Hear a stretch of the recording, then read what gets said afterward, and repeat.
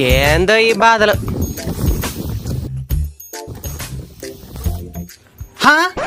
యో శివయ్య, ఏంది ఆ పక్కనోడి పొలానికి మందు కొడుతున్నావా?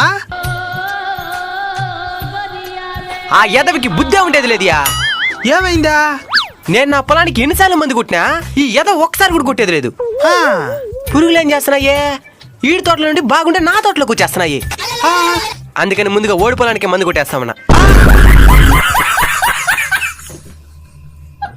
సరే నిరుపప్పుకున్నాడు కదరీడా.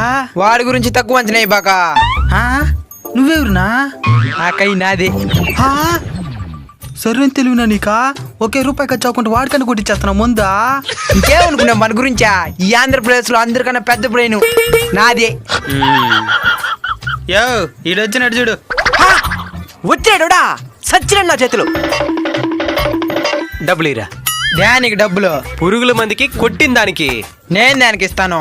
ఏంటా? నిన్నెవరు మందు కొట్టమనింది? కొడితే కొట్టి లేకపోతే నిలిపోయా. సరే ఈ రోజు మందు కొడితే అభ్యంతరం చెప్పలేదు కదా, రేపు ఇంకో మంది తీసుకొచ్చి మందు కొడతాను. అప్పుడు కానీ ఏమన్నా అన్నామనుకో చేద్దరు నరికేస్తాను నిన్ను. నేను ఎందుకు అభ్యంతరం చెప్తాను? ఇంతకేం మందు కొడతావా? గడ్డి మందు. మొక్కలన్నీ చచ్చిపోతాయ్యా. అయితే నా డబ్బు నాకి ఇస్తలేరా నాయనా? అంత పని చేయబాక. మా అవ్వకు పింఛన్ డబ్బులు రానియా? గాడిది రాగి ఎదిగి ఇంకా అవ్వ మీద ఆధారపడుతున్నావే, సిగ్గులది నీకా? మా అవ్వ నా ఇష్టము, మీ అవ్వ జోలికి వచ్చిన నేనా? సరే సర్లేనా, ఓ నోట్లు ఎందుకు వెళ్ళి పెడతావా? ఇప్పుడు ముదిలే పళ్ళు దోమే మరి గుళ్ళేదా?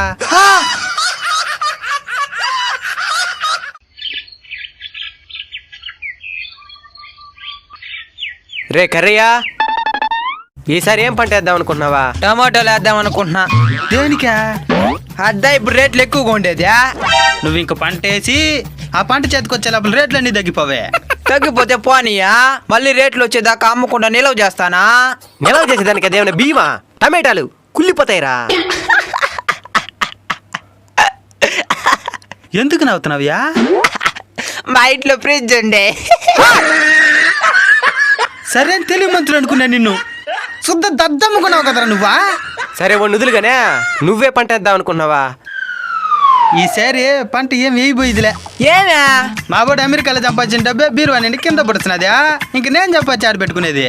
మీ ఊరిని అమెరికాకు పంపించింది కూడా ఈ పంట డబ్బులతోనే. అది ఆకాశం అంత ఎత్తుకి ఎదిగితే తప్పులేదు, నిలబడిన నేల తల్లిని మర్చిపోకూడదు.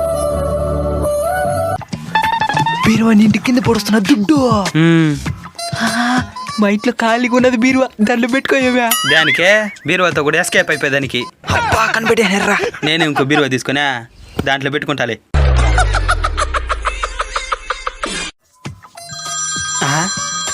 ఎవర్రా ఫోన్లా? నా కొడుకు అమెరికా. హలో, ఏమన్నా ఆడుతున్నావా? అమెరికాలో బియ్యం దొరికేది లేదా? ఎట్లా ఇప్పుడా? ఏముంది, బీరువా నిండి కింద పడుతున్నది కదా దుడ్డా, దాన్ని తిన మనం. సరేనైనా నీకెట్ట ఒకటి చేసి బియ్యం పంపిస్తాలే, బాధపడబాక. అసలు అమెరికాలో ఇప్పుడు బియ్యం ఎందుకు దొరికేది లేదు? మన దేశం ఎగుమతిని ఆపేసింది మచ్చా. కొన్ని రకాల బియ్యాన్ని మాత్రమే ఎగుమతి చేస్తా ఉంది. దేనికి ఎగుమతిని ఆపేసిందే? మనకి మిగిలేతుంటే వాళ్ళకి పంపిస్తున్నామా? ఇప్పుడు మనకే చాలేదు లేదా, వాళ్ళకేం పంపించేది? అసలు ఈ బియ్యం నెలలు ఎందుకు తగ్గిపోయినాయే? నాతో కూడా రండి, మీకు అర్థమయ్యేలాగా వివరిస్తాను. ఇది పంట పండించే నెల, ఇది కూడా పంట పండించే నెలే. నష్టాలు వస్తున్నాయని ఇంకొంతమంది డబ్బులు ఎక్కువైపోయి ఈ విధంగా తల్లిని చెట్లు పెట్టేస్తున్నారు. ఈ విధంగా చేసి ఏమవుతుంది, పంట పండించే నేల శాతం తగ్గిపోతుంది. దాని కారణంగా దిగుబడి కూడా తగ్గిపోతుంది. భవిష్యత్తులో తల్లిని చెట్లు తినైతే బతకలేం కదా. ఇదంతా ఒకప్పుడు పంట పండించే నేల.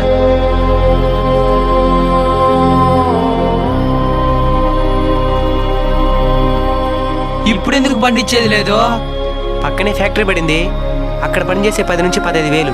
ఒక పంట చేతికి రావాలంటే కనీసం రైతు 4 నెలలు కష్టపడాలి. ఈ 4 నెలలు కష్టపడితే రైతుకు వచ్చే లాభం ఎంత? ఓ 10,000. ఇదే కష్టం కంపెనీలో పడితే 4-15 60,000 వస్తుంది. ఇలాంటి పరిస్థితుల వల్ల పండించే వాళ్ళు కంపెనీలకు వెళ్ళిపోతే రైతుల సంఖ్య తగ్గిపోతుంది. దాని కారణంగా పండించే పంట కూడా తగ్గిపోతుంది. మనం వాడే కెమికల్ మందుల వల్ల అప్పటికప్పుడు పంట బాగానే పండుతుంది. ఆ తర్వాత కొంచెం కొంచెం నేల సారం తగ్గిపోయి మొత్తంగా పంట దిగుబడి తగ్గిపోతుంది. ఇంకా ఇవి కాకుండా ఒక్కోసారి వానలే రాకుండా పంట నాశనం అయిపోతే ఒక్కోసారి వానలు ఎక్కువైపోయి పంట నాశనం అయిపోతుంది. ఇవన్నీ బాగుంటే గిట్టుబాటు ధర ఉండదు. ఇంకా గిట్టుబాటు ధర ఉన్నా మధ్యవర్తులు చేసే మోసాలు. ఇన్ని కష్టాలు దాటి ఒక రైతు వ్యవసాయం చేస్తే ఆ రైతుకి ఈ సమాజంలో విలువుందా అంటే లేదు. కనీసం పిల్లనివ్వడానికి కూడా ఆలోచిస్తూ ఉన్నారు. ప్రభుత్వాలు వ్యవసాయ రంగానికి అధిక ప్రాధాన్యతనిచ్చి రైతన్నాన్ని కాపాడుకుంటేనే దేశం సుభిక్షంగా ఉంటుంది. లేదంటే ఇప్పుడు అమెరికాలో ఎదురైన పరిస్థితి భవిష్యత్తులో మన దేశానికి ఎదురవ్వక తప్పదు. మనం టెక్నాలజీ లేకపోయినా బతకగలం కానీ తిండి లేకుండా బతకలేం. జై జవాన్, జై కిసాన్.